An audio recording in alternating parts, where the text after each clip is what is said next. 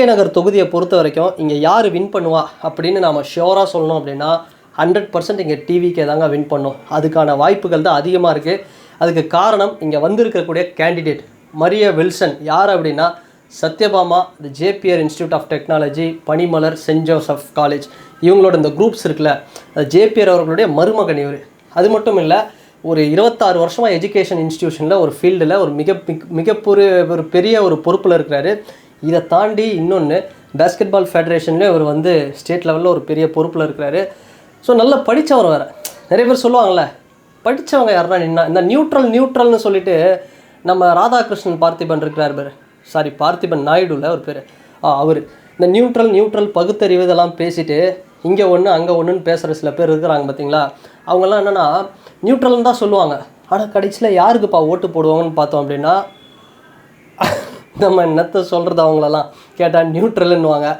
அப்படிப்பட்ட ஆட்கள்லாம் வந்து பார்த்தோம் அப்படின்னா கேட்குற கேள்வி, நான் வந்து ரொம்ப நியூட்ரலான மனுஷன், கேண்டிடேட்டோட அந்த எஜுகேஷன் பார்ப்பேன், என்ன படிச்சிருக்காங்க. ஸோ பாரு மரிய வில்சன் என்ன படிச்சிருக்கிறார் பாரு. MBA BTech முடிச்சிருக்கிறாரு. ஸோ அப்படிப்பட்ட ஒரு மனுஷன் யூஜி முடித்து பிஜி முடித்து இன்றைக்கி வேறு லெவலில் ஒரு சம்பவம் பண்ணிகிட்ருக்காரு. போய் பாருங்கள், ஆர்கே நகரில் ஆர்கே நகருடைய அந்த தேர்தலுக்காக ஒரு பணிமனை செஞ்சிட்ருக்காங்க. பாகுபலி செட்டு மாதிரி போட்டுட்ருக்காங்க. மக்கள் இன்றைக்கி ஸ்டார் கேண்டிடேட் வந்து ஆர்கே நகர் அப்படிங்கிறது ஒரு ஸ்டார் கேண்டிடேட் இருக்கக்கூடிய ஒரு பகுதி. அம்மா இங்கே கண்டெஸ்ட் பண்ணாங்க. அதே மாதிரி டிடிவி தினகரன் அவரெல்லாம் பார்த்தோம்னா ஒரு யாருன்னே தெரியாது உள்ளே வந்து அடிச்சுட்டு போனார்.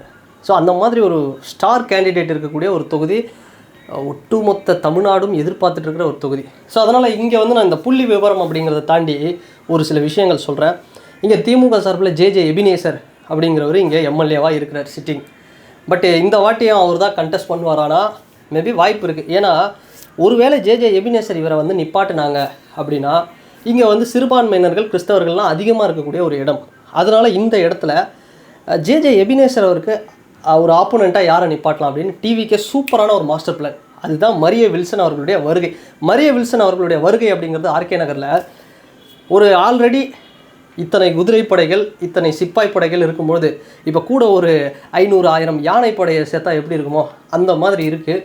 ஸோ அப்படிப்பட்ட ஒரு கேண்டிடேட், ஸ்டார் கேண்டிடேட், நல்லா தெளிவாக பேசுகிறாரு.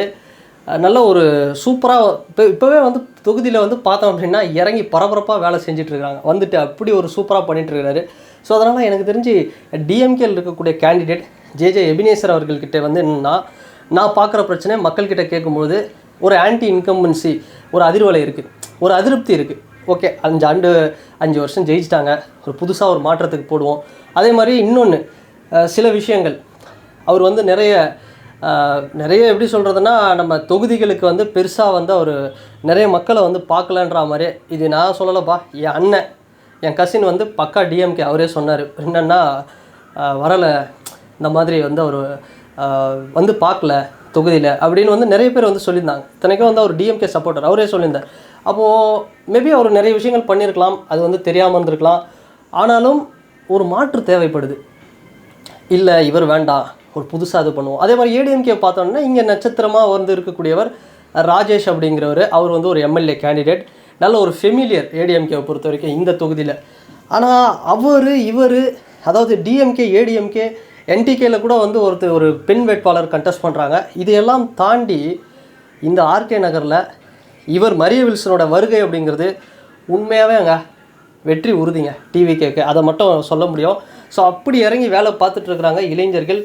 மிரட்டுட்டுங்க அந்த பணிமனைலாம் பார்த்துயோ என்னையா பண்ணிகிட்ருக்கிறீங்க, ஏதோ பாகுபலி சங்கர் ஒரு படத்தில் வர செட்டு மாதிரி மௌனம் என்னென்னோ பண்ணிகிட்ருக்கிறீங்களேன்னு பார்த்தா அடுத்த ஒரு 30 நாளுக்கு ஒர்க் பண்ணக்கூடிய ஒரு ஒர்க் ஸ்பேஸ்.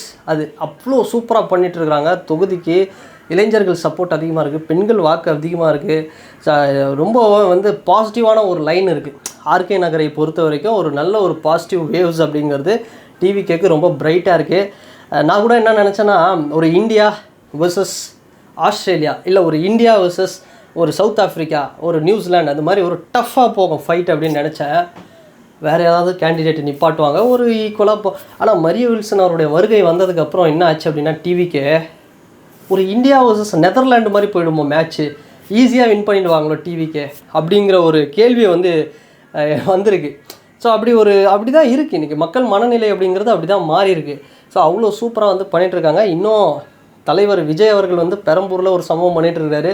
இன்னும் இந்த சைட்லாம் வந்தாங்கன்னா என்ன ஆகும்னு தெரியல. இப்படி இந்த நார்த்து இந்த ஆர்கே நகர் இந்த சரௌண்டிங்லலாம் விஜய் சார் வந்தாருன்னா என்ன ஆகும்னு தெரியல. அது இன்னும் பிரச்சாரம் ஸ்டார்ட் ஆகிடும். மார்ச் 20 இந்த கேம்பெயினிங் வந்து ஸ்டார்ட் ஆகிடும். அப்போ வருவார். அப்புறம் இன்னொரு விஷயம் சொல்லிக்கிறோம்ப்பா இந்த வீடியோவில். ரோஸ்ட் பிரதர்ஸ் அப்படிங்கிறவங்க ஒரு வீடியோ போட்டிருந்தாங்க. ரோஸ்ட் பிரதர்ஸ் மட்டும் இல்லை, பல பேர் வந்து வீடியோ போட்டுட்ருக்குறாங்க. என்னென்னா, இந்த சத்யபாமா காலேஜ்லலாம் வந்து யாரையும் சேர்க்காதீங்க, இந்த ஜேபிஆர் இன்ஸ்டியூட்லலாம் வந்து யாரையும் சேர்க்காதீங்க. அவங்களோட ஃபுல் வேலை என்னென்னா டிவிகேவுக்கு வந்து அவங்க ஸ்டூடெண்ட்ஸை வச்சு டிவிகேக்கு ஓட்டு போடுங்க. டிவிகே பற்றி தான். அதாவது நான் என்ன கேட்குறேன்னா, இத்தனை வருஷமாக எஜுகேஷன் இந்த ஃபீல்டில் இவ்வளோ பெரிய ஒரு லெவலில் இருக்கக்கூடிய ஒரு சத்யபாமா, பனிமலர், இந்த ஜேபிஆர் குரூப்ஸு, அவங்களுக்கு வேலை இது தானா? நீங்கள் விஜய்க்கு ஓட்டு போடுங்க ஸ்டூடெண்ட்ஸ். நான் ஒன்று கேட்குறேன், ஸ்டூடெண்ட்ஸ் எவ்வளோ பேர் இருப்பாங்க? எல்லாருமே வந்து விஜய் அவரை பிடிச்சவங்க தான் உள்ளே இருப்பாங்களா? அவங்களோட வேலை இது தானா? அதுக்கு தான் கிளாஸ் ரூமில் வந்து ஏசி போட்டு ஸ்மார்ட் போர்ட்ஸ்லாம் வச்சுருக்காங்களா? நீங்கள் வந்து விஜய்க்கு ஓட்டு போடுங்க அப்படின்னு பாடம் எடுக்க. என்னையா புரியாமல் பேசிகிட்டு இருக்கீங்க? சத்யபாமா இந்த ஜேபிஆர் குரூப்ஸில் படித்தவங்கலாம் வேர்ல்டில் எந்தெந்த மூலையில் எவ்வளோ பெரிய பொசிஷனில் இருக்காங்க. சினி ஃபீல்டு, ஸ்போர்ட்ஸு எல்லா இடத்துலையும் வந்து கலக்கிட்டு இருக்கிறாங்க. அவ்வளோ பெரிய ஒரு அலுமினி வச்சுருக்காங்க. இன்றைக்கும் பார்த்தோம் அப்படின்னா நீங்கள் ஒரு எஜுகேஷனில் அவ்வளோ ஒரு சூப்பராக வந்து பண்ணிகிட்ருக்காங்க.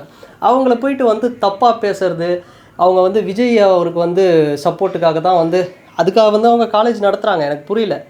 அவங்கவுங்க இண்டிபெண்டன்ட் 18 வயசு ஆகிடுச்சு ஸ்டூடெண்ட்ஸ்க்கு. அவங்க யாருக்கு ஓட்டு போடணுமோ அதை போடுவாங்க. இது என்னென்னா, அந்த ரோஸ்ட் பிரதர்ஸ் இவங்களாக இருக்கட்டும், அப்புறம் சிவாஜி கிருஷ்ணமூர்த்தி இவராக இருக்கட்டும், ஸோ இந்த மாதிரி ஆட்களுக்கெல்லாம் என்ன ப்ராப்ளம்னா, அதில் வேறு ஒரு விஷயம் சொல்கிறாங்க. இது வந்து யாரும் போய் சேராதீங்க, பனிமலரில் இந்த சத்யபாமாலாம் போய் யாரும் சேராதீங்க அப்படின்னு சொல்லிட்டு இருக்காங்க. இவங்களுக்கு பிரச்சனை என்னென்னா, இவங்கெல்லாம் இத்தனை வருஷமாக நமக்கு சப்போர்ட் பண்ணாங்களே, இன்றைக்கி விஜய்க்கும் டிவிகேக்கும் போய் சப்போர்ட் பண்ணுறாங்களே. அதாவது இவங்களுக்கு சப்போர்ட் பண்ணுற வரைக்கும் எல்லாம் வந்து நல்லவங்க, இவங்களுக்கு அகேன்ஸ்டாக வந்துட்டாங்க அப்படின்னா உடனே வந்து கெட்டவங்க. இது வந்து நம்ம காமராஜர் ஐயா காலத்துலேருந்து தொடர்ந்துட்டு வர ஒரு ஸ்ட்ராட்டஜி தான். அதை இன்னமும் பண்ணிகிட்டு இருக்காங்க. அது ஃபெயில் ஆகிட்டுருக்கு. பட் இருந்தாலுமே சத்யபாமாவில் படிக்காமல் வேறு எங்கே படிக்கலாம்?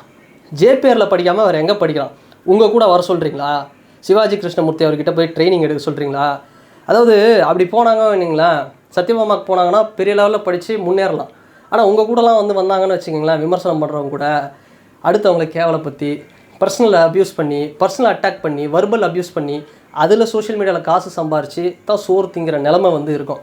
அதனால் என்ன பேசுகிறோம், என்ன பேசக்கூடாது, ஒரு கோட் ஆஃப் கண்டக்ட் எதுவுமே வந்து எலெக்ஷன் எதையுமே ஃபாலோ பண்ணுறதில்ல. இவங்க பேசணும் நியாயம், இவங்களை வந்து ஒரு ரோஸ்ட் பிரதர்ஸோ இல்லை சிவாஜி கிருஷ்ணமூர்த்தி இவங்களை வந்து அகெயின்ஸ்டாக இவங்க சொன்ன கருத்துக்கு ஒரு ரிப்ளை கொடுத்தா உடனே நம்ம கெட்டவங்க, ஆனால் இவங்க மட்டும் நல்லவங்க அப்படிங்கிற மாதிரி ஒரு தோரணை. இதெல்லாம் மாற்றியே ஆகணுங்க.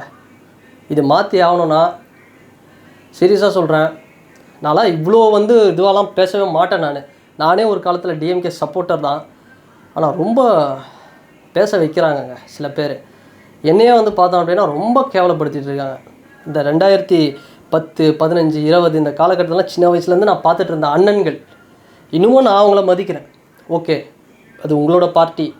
ஆனால் எந்த அளவுக்கு விஜய் சாரையும் அவருடைய ஃபாலோவர்ஸை சப்போர்ட்டர்ஸை கேவலப்படுத்தணுமோ அந்த அளவுக்கு தரக்குறைவாக கேவலமாக பண்ணிகிட்ருக்காங்க. தெரியல, எலெக்ஷன் ரிசல்ட்டு தான் சொல்லணும் இதுக்கு ஒரு பதில். அண்ட் இந்த வீடியோ பற்றின உங்களோட கருத்துக்கள் என்ன அப்படிங்கிறது இந்த கமெண்ட் செக்ஷனில் மறக்காமல் பதிவிடுங்க. அண்ட் வேறு ஒரு வீடியோவில் வேறு ஒரு கான்டென்ட்டில் நான் உங்களை பார்க்குறேன். பாய்.